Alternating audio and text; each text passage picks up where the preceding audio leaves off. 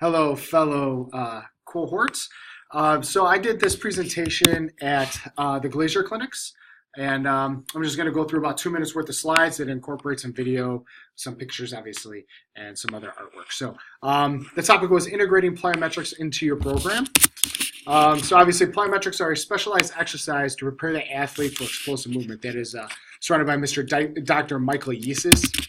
If you can notice here, golf swing is a perfect example of generating force, as this golfer puts a backswing into it. She drives through her feet, drives through her hips, thus generating a lot of speed and torque with the upper body. Obviously, the upper body is the last thing to pull through, as all this force application is done from the ground up.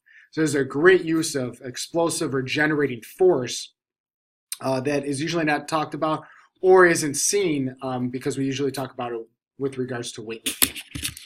So a little history of the plyometrics, introduced as a dynamic method of improving power output.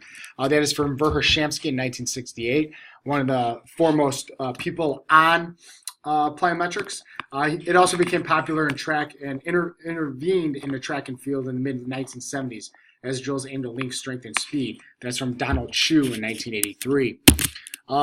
Couple things, old school type of jumps. The high jump is another great resource. Here you can look, the athlete is planting to take off into a jump, so kind of gathering or getting that potential energy in that right foot before he launches up is another key element in plyometrics. So what is the purpose? Well, it's to increase muscular power by using naturally elastic components of a muscle and tendon and the stretch reflex. That is from the National Strength and Conditioning Essentials of Strength and Conditioning Handbook or textbook. So we look at the force power curve. Very important, obviously. If you look at how much force there is on the bottom graph, obviously we have the increase in velocity. So power max output is somewhere in the middle there.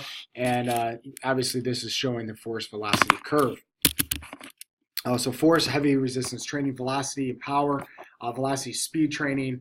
That's a great example of that. Empowers Olympic lifting. Speed training is covered distance over time.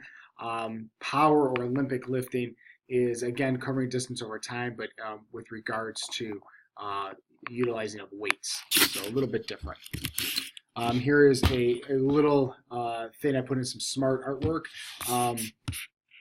We look at what is the aim of it. So we want to learn how to load, and then we want to kind of transition that or get from that eccentric phase to concentric phase or the explosive part. And in between here is the most important thing, right? So we want to maximize our stored energy from the eccentric to the explosive or concentric action, and that is called the amortization phase. So it's that transfer from the eccentric to concentric phase.